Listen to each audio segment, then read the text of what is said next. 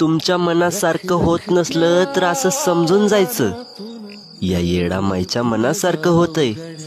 आणि आज जरी तुम्हाला एखादी गोष्ट मिळाली नाही तरी असं समजून जायचं या माझ्या येडा माईला तुम्हाला काहीतरी मोठं द्यायचं असेल आणि ते वेळ आल्यावर तुम्हाला 100% मिळणार।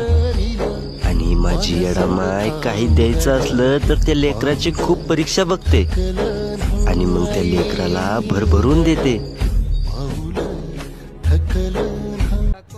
आईसाहेब म्हणतात, धन दौलत जर गरजेपेक्षा जास्त मिळाली तर मनुष्य गर्वामध्ये घसरतो। त्याच्यामुळे जेवढं मिळालं त्याच्यामध्ये आनंदी राहा, कारण की गर्वाचं घर नेहमी खाली असतं।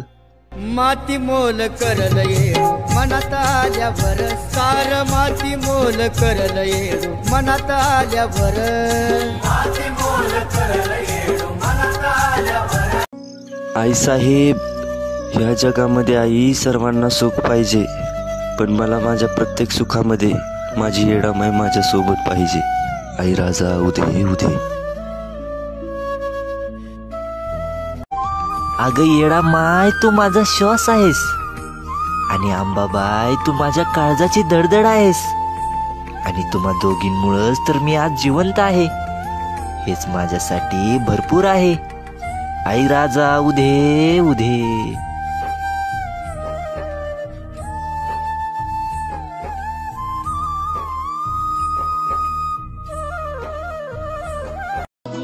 सोडून दिलं येडा माय मी सर्वांना बोलायचं आई। आपल्या चांगल्या बोलण्याचा समोरच्या व्यक्तीला त्रास होत असेल तर एक वेळी शांत राहिलेलंच बरं। या माझ्या येडा मायला माहिती आहे मी किती चूक आणि मी किती बरोबर आहे।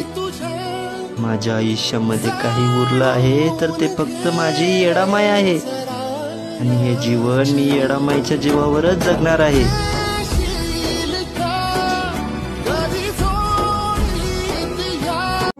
नाही आस मला धनाची, नाही आस मला सोनं चांदीची।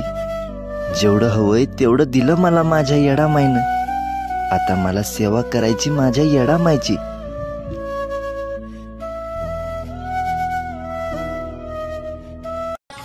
येडा माय, खूप उपकार आहेत माझ्या आईचे माझ्यावर। माझ्या आईनं 9 महिने माझ्यासाठी एवढ्या वेदना सहन केल्या आणि मला जन्म दिला। तळ हाताचा पाळणा करून तिनं माझा सांभाळ केला। माझं पोट भरण्यासाठी तिनं दारोदार काम केलं आणि मला वाईट तर याच गोष्टीचं वाटतं की याच आईसाठी मी आतापर्यंत काहीच केलं नाही। आणि येडा माय, याच आईसाठी मला एक दिवस खूप मोठं व्हायचं आहे आणि या माझ्या आईचे सर्व स्वप्न पूर्ण करायचे आहे। सुखी ठेव येडू माहितीला, जिने मला जन्म दिला। सुखी ठेव येडा माहितीला, जिने मला जन्म दिला।